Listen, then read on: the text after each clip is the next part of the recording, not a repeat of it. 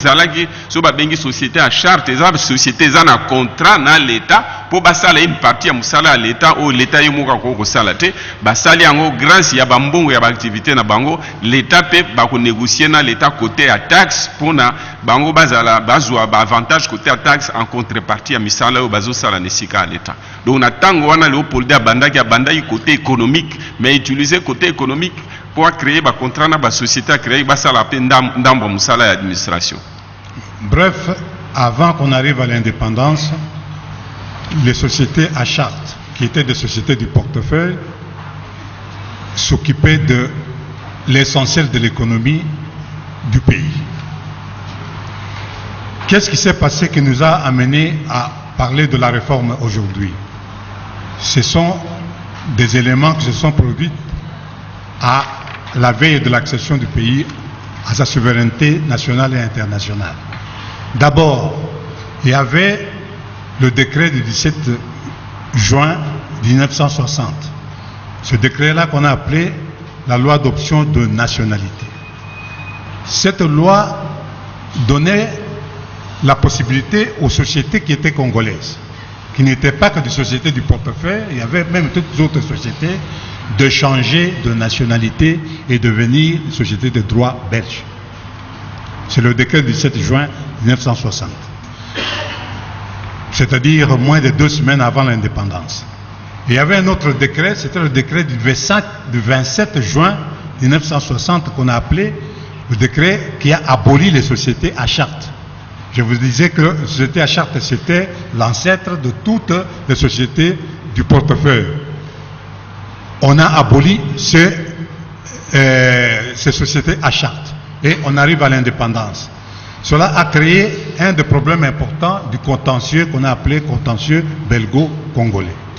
Bon, à l'obi boy, avant de commencer l'indépendance, quelques semaines, bakonzi belge, bazoki ba décision mibale. Première décision, l'obi ba société nyonso ya Congo.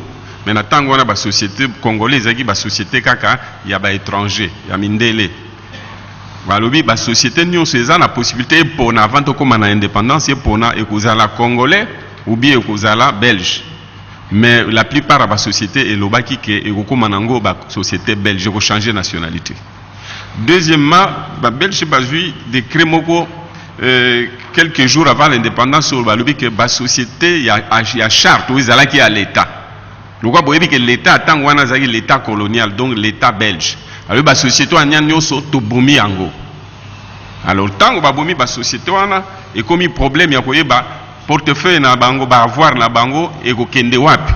Yango nde créa ki o bobenga to bengaka contentieux belgo-congolais akolobela yango. Avec ces décisions, les deux actes qui ont été pris à la veille de l'indépendance, le jeune État congolais se retrouvait en difficulté au plan économique au début de 1960. Donc au lendemain de l'indépendance. Donc on ne pouvait plus rien faire. On ne pouvait plus maîtriser l'économie puisque ni les exportations de ces sociétés, ni les impôts que ces sociétés payaient à l'État, on ne pouvait plus les avoir.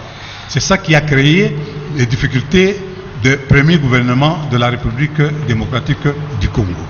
Wana alobi boye lokola ba décision ezwaki par ba pouvoir colonial belge à la veille de l'indépendance et salaki que Congo ezangaki mbongo tout le baké pays ekotaki lokwa na faillite parce que ba ezala ba recette exportation ezala ba recette importation ba impôt nyoso ekomaki pasi po ekota na caisse ya l'état. Donc Congo ebotamaki lokwa en faillite.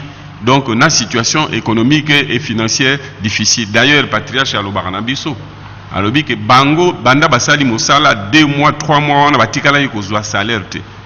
Gouvernement Lumumba itikala ikozwa salaire te, mingi basali ko pesa bango ba avance. Ba avance wana ezali kokuta na MNC. Patriarche alobi MNC ezaki na mbongo koleka ba parti nyonso.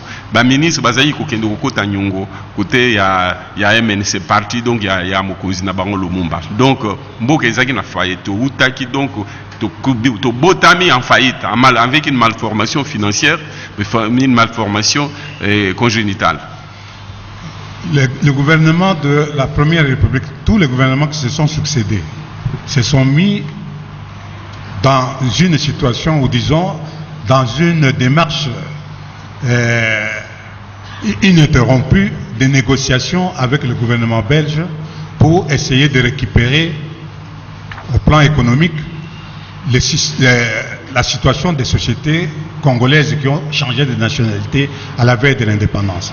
Vous vous souviendrez à ce propos de la convention, la dernière convention, avant que Mobutu ne prenne le pouvoir, la convention qui a été signée entre le gouvernement congolais, représenté par le Premier ministre Tshombe, et le ministre belge des Affaires étrangères, Paul-Henri Spaak, qu'on a appelé la convention Tshombe-Spaak.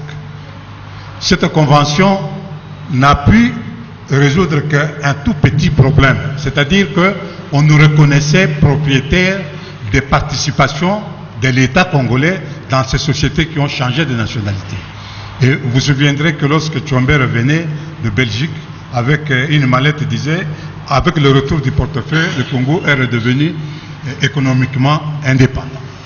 Alobi boye, ba gouvernement nyonso banda tango wana et bazaki toujours na difficulté pe kobunda pour na to récupérer ba entreprise wana ya charte ezalaki ya Congo ya ba congolais mais ekomaki mwa pasi mais kasi na 1963-64 Tshombe akende ko négocier na ministre des Affaires étrangères belge a réussir quand même mwa ndambo ba société ezalaki ya nationalité congolaise ezaki ya biso balobi kaka ke non ekotikala kaka ba société belge ya nationalité étrangère mais bokozala ba actionnaire na kati mais eza ya binoti. Alors Tshombe na tango a réussi ça moi eloko wana amoni ke non Congo est commis quand même moins bien mais président du conseil supérieur de portefeuille alobi non to résolva ki penza problème na ndenge longo banité ezalaki moins ndambo. Le gouvernement de la Deuxième République, à partir de 1966, lors du discours du président de la République, le discours de l'indépendance, le président a dit qu'il déclarait ce contentieux enterré à jamais.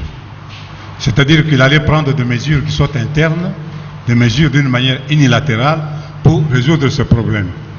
Et la mesure qui a été prise est consacrée par l'ordonnance loi de 65, de juillet, je crois, 65. Cette ordonnance loi exigeait que les sociétés qui ont des sièges d'exploitation en République démocratique du Congo devraient transférer le siège administratif, donc le siège social, en République démocratique du Congo, et le délai qui a été donné, c'était jusqu'au 31 décembre 66 à minuit. Si vous pouvez répéter. Donc, l'ordonnance du président. L'ordonnance, c'est l'ordonnance de 66, en juillet 66, qui réclamait. Donc, c'était un ultimatum donné à toutes ces sociétés qui exploitaient. Ils avaient des sièges d'exploitation ici, mais le siège social du côté de la Belgique, qu'on transfère ces sièges sociaux au Congo au plus tard au 31 décembre 66 à minuit. Alors, Biboy, la société oyo ezalaki kosala musala awa. Mais oyo siège ya bakonzi nango ezaki na poto. Omoni siège d'exploitation de Nkoloba esika oyo boza ko travailler beaucoup za la bo travailler na Kinshasa mais ou bien bo travailler na Bandundu mais bakonzi ya entreprise bavanda na Kinshasa o ba bengi siège administratif. Alors ba lobi lokola ba entreprise oyo ezalaki ya biso mais ba transférer ba changer nationalité nango et komi ya ba belge ba konzi ba ya ba entreprise ba komi na Belgique o ba bengi siège administratif mais bango bazo sala nkita na économie na bango awa baza ko exploiter na Congo ba société wana président de la République Mobutu apesaki ultimatum à partir de l'ordonnance signée en 1966 à lobby que ba société wana oyo ezo travailler na Congo to pesi bango délai ultimatum il faut ba konzi nango na ba bureau nango ezonga na Congo awa pour ba continuer que exploiter pe na Congo. Donc eza la siège d'exploitation eza la siège administratif il faut comme na Congo pour na to régler contentieux ya ba entreprise o ba botola biso il faut to biso to botolango to komisango ba entreprise congolaise et puis ba travailler na Congo. Et par ce texte-là, ils ont dénoncé la convention Tshombe-Spaak. Comme ces sociétés ne se sont pas exécutées, il fallait s'y attendre, À partir de janvier 1967, on a commencé la nationalisation avec la GECAMIN en tête. Alobi boye, président, natango wana azwaki décision alobi ndenge ba belge ba yokana ki na chombe eza na ndenge kokite balobi ke tozalaka ba simple actionnaire donc eza ba société na biso te surtout lobi ke eza ba société na biso lokwa pe yango ezo sala économie nango eza ko exploiter awa malgré que ba konzi baza kuna to kipe yango te balo ba vanda na bango mais dans l'entretemps to zui décision mususu ekoma ke ba société yango ezali awa lokwa GECAMIN union minière ndenge ba benga ngo kala commission yango ba société à Congo donc par décret ba zui décision ya nationaliser yango. C'est à partir de ce moment-là que nous avons commencé à voir les entreprises publiques, c'est-à-dire les sociétés, les entreprises ou les unités de production qui appartiennent à 100% à l'État. À partir d'un moment, on a la société, on a Léopold a créé qui. Pour y a créé qui en tant que roi des Congolais. Ils ont une entreprise avec les richesses du Congo. Ou un peu d'investissement étranger, mais besoin de récupérer des dividendes. À partir de temps, la société est à l'État congolais. Ou est commis commis à l'État belge et commis à Congolais. À partir de ce moment-là, et l'ongwe, na statut est statut privé. Ou est commis ça qui ango et zongi toujours l'entreprise à l'État congolais. N'est pas na tangwa Léopold. Dende to comment une entreprise publique. Cette décision a donné l'impression qu'on était en train de réussir, mais qu'en réalité, ça créait davantage de difficultés pour nous. La première difficulté, c'est que l'État était devenu le seul propriétaire. C'est-à-dire que s'il faut chercher des ressources pour faire des investissements dans ces sociétés, il n'y a que l'État qui pouvait donner de l'argent. Alors qu'au départ, c'était des sociétés qui devraient fournir des ressources à l'État à travers des impôts qu'ils devraient payer. Oui. Bon, alobi boy, tango to komisi ba entreprise wana ya biso ya l'État congolais longwe na statut ya laki nango kala ekomi ba société à l'État to mona yi lokola neti au nom du nationalisme to longi etumba. La société où ils ont produire mbongo ils ont foutu ba impôt na l'État le quoi l'État a commission ngo ba entreprise na et comme le quoi la mwana kolo lo pango a foutu a loyauté ils a bongo te donc il commis siko ko gérer ngo na ndenge ke au lieu ba ko tsa ba impôt yango commis que l'État a pesa ngo mbongo pour na ko investir. Ça c'est la première difficulté. La deuxième difficulté c'était que on a donné la gestion, on a confié la gestion de ces entreprises à des fonctionnaires au départ. Je connais quelques secrétaires généraux qui ont eu à gérer de grandes entreprises. Or, vous savez, nous, fonctionnaires, nous développons beaucoup plus la stratégie de consommation que de production. Alors, première difficulté, le quoi va changer déjà le statut Nandengo wana. Deuxième difficulté, ou première difficulté, au lieu de deuxième difficulté, au lieu de homme d'affaires au baébi ko gérer. Mais et comme bapesi yango na ba fonctionnaire or fonctionnaire a une gestion pensate donc à lobby fonctionnaire a musane kolia stratégie musane ka kolia abi ko bota mbumate. Et fonctionnaire également n'a pas de sentiment de propriétaire, donc il n'a pas dans sa tête l'idée qu'il faut avoir du profit, il faut la croissance. Son problème c'est la consommation. Ça, c'est la deuxième difficulté. La troisième est liée à la loi. Parce que comme société commerciale, ils étaient régis par la législation sur les sociétés commerciales. La législation que le roi Léopold II avait mise en place le 27 février, je crois, 1887.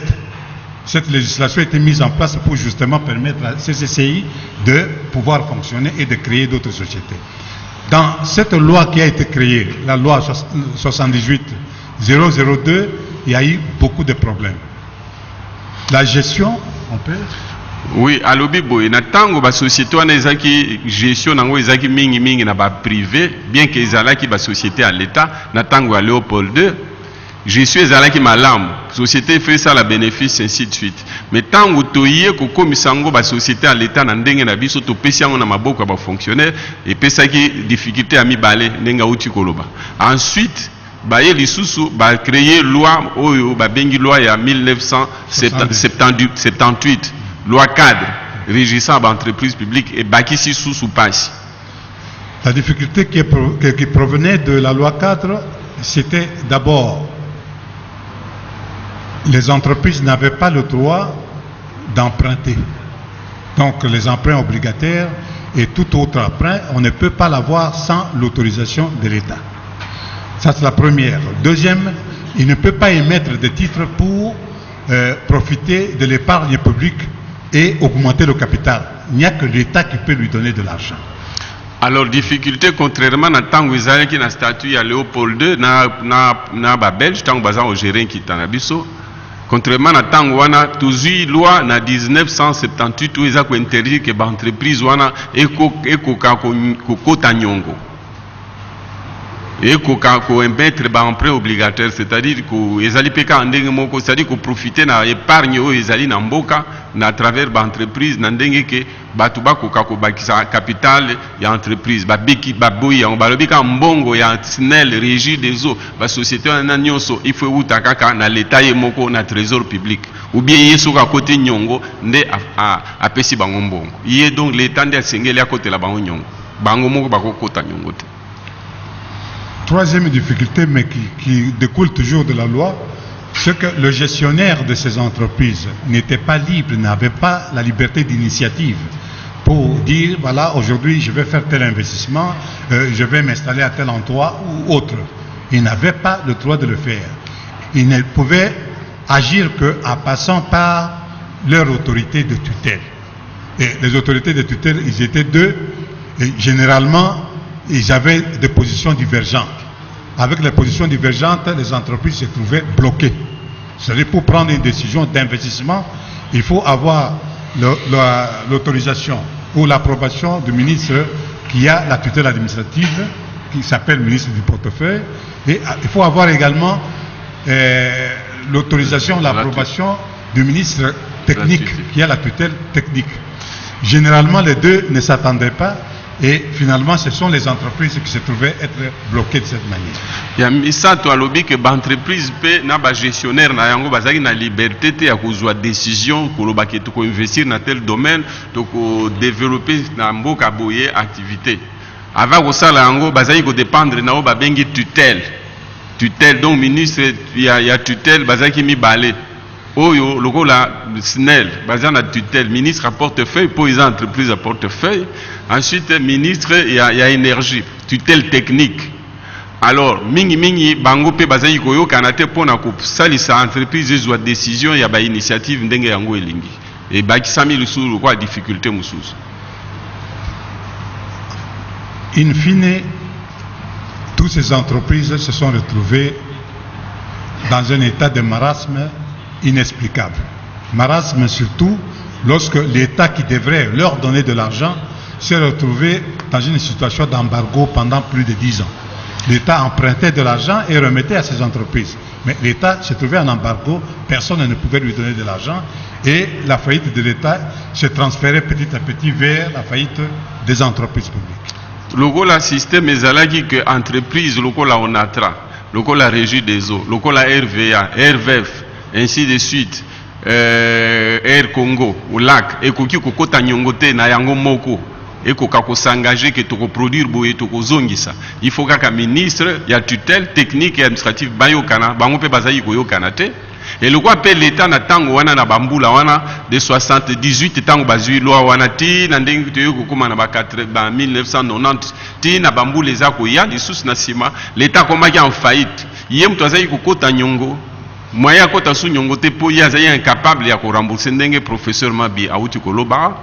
Donc bazaki sous ko def sa nyongo te faillite na ye et entraîner faillite ya ba entreprise. Toko bakisa sous que ba entreprise na gestion na ndenge zalela ki wana bazali à mesure ya produire davantage te pona bango mo ba zongisela ba mizongisela ba nyongo wana. Donc faillite ya ba entreprise et c'est plutôt faillite ya l'État c'est répercuté na ba entreprise en plus ya faillite ya bango mo ba entreprise na ndenge bazali ko gérer produit ya emprunt wana à travers activité na bango suite à l'embargo. Voilà. Embargo ya l'État ezalaki po ezalaki en faillite. Donc e ba permettant ki akokai ko zwa susu nyongo te pona ba entreprise na po yeka ka mutu ifale azwa.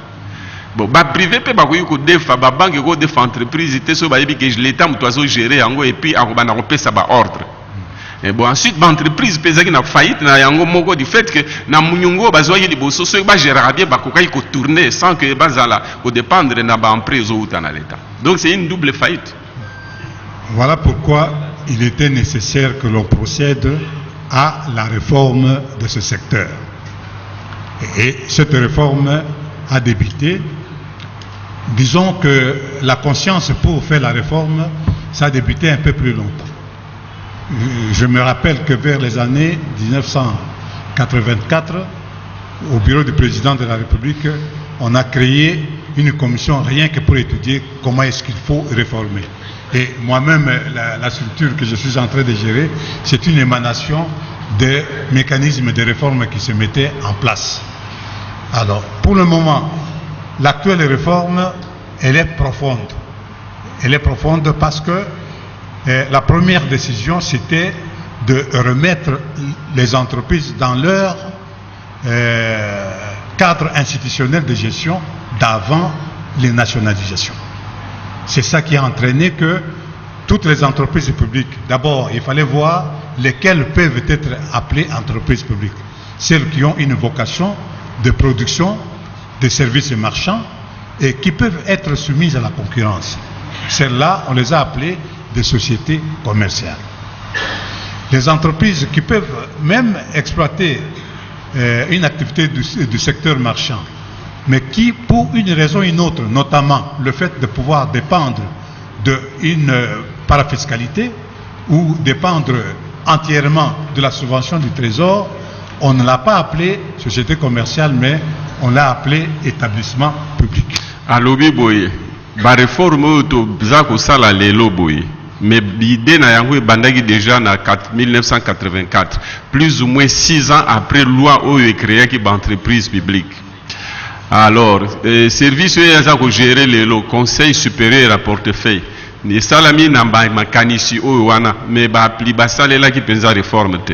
Ba réforme bandi sikoyo doit appliquer yango, je crois c'est 2008, ça c'est la mise, hein, mais c'est venu déjà avec le 1+4 en termes, disons d'ailleurs au dialogue intercongolais, les idées ont germé.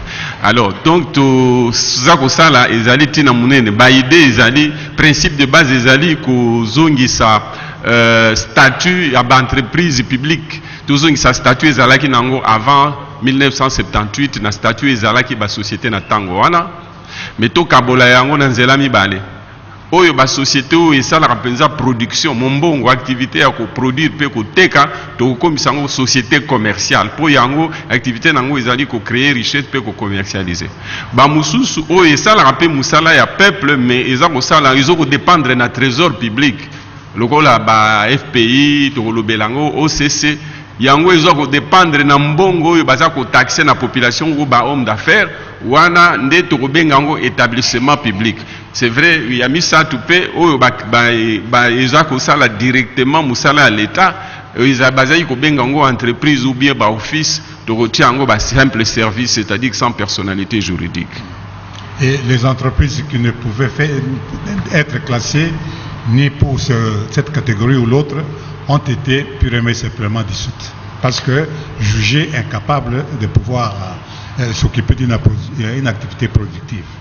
Voilà, en réalité, la réforme c'est comme ça et il y a eu 4 lois qui ont été votées par le Parlement et promulguées par le chef de l'État au mois d'août, je crois, au mois de juillet 2008, pas 1900, 2008, au mois de juillet 2008.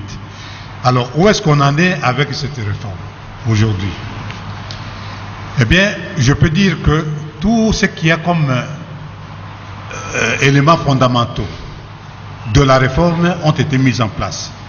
Notamment la loi, comme je venais de dire, la reclassification des entreprises, c'est chose faite, et les entreprises ont eu leur statut. Si vous êtes société commerciale, il y a des statuts de société commerciale, vous êtes régi par la législation sur les sociétés commerciales. Les établissements publics, il y a eu une loi qui réglemente le fonctionnement et la gestion des établissements publics. Ceux qui sont des services publics, il y a des lois de services d'administration publique. Comme nous sommes un service spécialisé de l'administration publique, nous sommes régis par cela. Alors, est-ce que ça marche aujourd'hui? Nous pouvons dire que de ce côté-là... Nakoloba lisusu nandenge na lingala, c'est qu'à l'obi que la réforme est salamaki parce que le président de la République a joué qui loi où il fallait organiser la société commerciale des droits privés et la société plutôt établissement public et la service public ba texte ezali où Italie ba société de droit plutôt droit commercial ou droit privé, même si l'État n'a état pour yazali unique actionnaire majoritaire. Le texte pézali tout ça qui en sorte que chaque société au lieu à la créer par un texte de l'État, il faut pas créer par les statuts. Le statut est salemi et zali na établissement peut loi na bango eza ko régir et zali peut pas créer personnalité juridique nango. Service public peut pas créer yango. Mais to komi wapi na matérialisation. Naza ko introduire na ye poto lo bake ba société et salamaki que pour ils en activité à ko produire na ko commercialiser. Ba société wana et bon option ezalaki que efungo la capitale na yango ba investisseurs privés ezala nationaux étrangers ekota na kati wana nde tolinga to passer na étape penza ya ouverture ya capital ou étape ya transformation to longwa na statut où l'état est l'unique propriétaire ya SNEL, ya ONATRA, ya RVA, ya ba société nyonso ya l'état to comme na situation où ba privé pe bazana kati mais ba okota na kati soki ba memi mbongo poto komisa économie ya ba société wana minene ekoka osala misala oyo eza incapable ya osala lelo. Son Excellence m'a bien introduit. Donc on se retrouve dans cette étape-là. Et qu'est-ce qu'il faut? Il faut des opérations qu'il faut mener au sein de chacune de ces entreprises. Il faut lui fixer le capital social, un vrai capital social, pas un capital social qui est irréaliste. Lorsqu'on lui fixe le capital social, ce capital social est représenté par des titres, donc des actions. Si l'on veut augmenter le capital social, on émet des actions que l'on soumet à la souscription de n'importe quel investisseur qui veut. C'est ce qu'on appelle une ouverture du capital. Et il faut y arriver parce que l'État n'a pas changé comme il a été avant. L'État n'est pas en mesure de prendre de l'argent du trésor public pour alimenter le fonctionnement des entreprises. Il faut qu'il y ait des investisseurs. Et ces investisseurs, ça peut être privé. Il peut y avoir aussi que l'État lui-même s'y trouve. Parce que j'ai entendu le professeur Mabi parler de l'économie sociale du marché qui a été prévu dans la Constitution de la République démocratique du Congo. L'État a l'obligation de se retrouver dans des activités nécessaires pour le fonctionnement du pays, mais dont on ne peut trouver des initiatives viables du côté des privés. L'État peut se retrouver avec des entreprises où il peut être seul actionnaire parce que les privés ne s'intéressent pas, mais que l'activité est intéressante pour le pays. Mais pour toutes les autres activités qui intéressent les opérateurs privés, qui peuvent venir avec des ressources, il n'y a pas de raison de les empêcher de rentrer. Sauf si, bien entendu, l'activité exploitée a une connotation